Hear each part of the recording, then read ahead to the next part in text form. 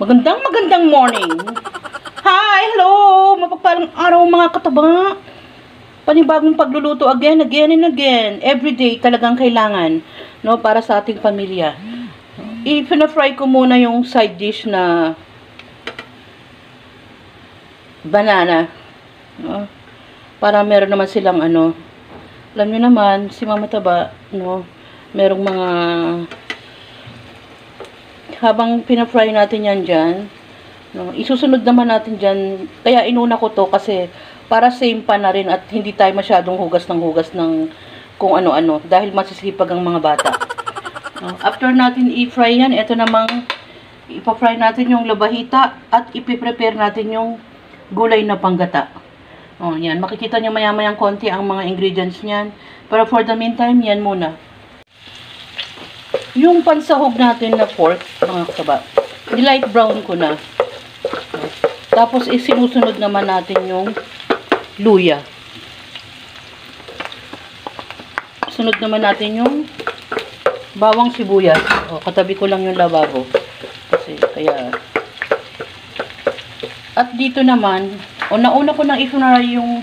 Naluto ko na yung labahita na fry ko na. Malambot kasi itong isda na to, kaya dahan-dahan. Tapos, ganun din yung ating banana. No? Mamaya lalagyan ko yan ng medyo pampatamis ng konti. Kahit matamis na yung banana. Para naman mag-enjoy na naman itong mga nasa tabi ko. No? Yan. Pagsamahin na natin.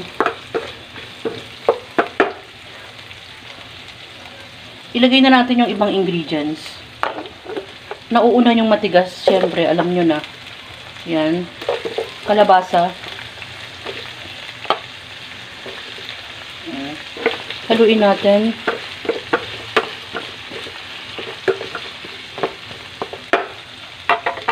Tapos yung ibang ingredients para sa ating gulay na panggata. Sitaw, okra at siling green. Isang siling green lang nilagay ko. Tapos yung gata mix powder yung gagamitin natin. No? Saka natin takpan yung kalabasa. Ang palasa naman, paminta, salt, Ajinomoto,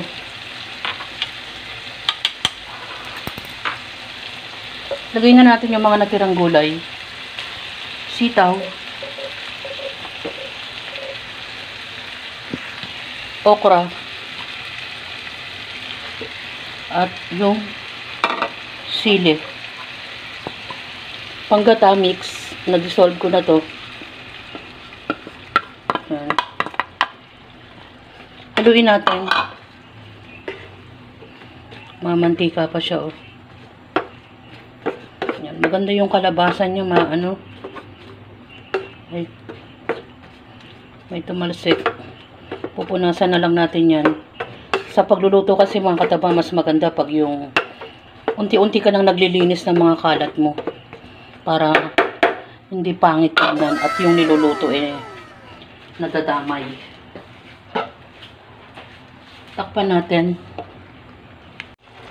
Mas lalo siyang lumapot gawa ng kalabasa. No, maganda kasi yung ano niya.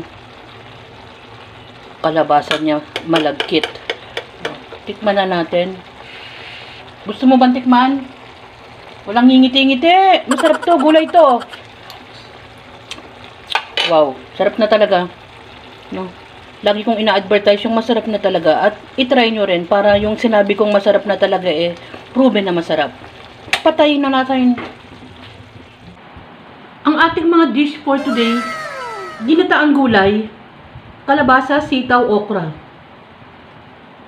May kapartner siyang fried labahita. At sinabay na rin natin ng merienda. Simpleng merienda lang. Fried banana. Pwedeng mag-dip ng condensed milk. Yan ang ating dish for today. Enjoy, kumain, at maging masaya. Salamat sa panonood! Huwag magsawa! Bye!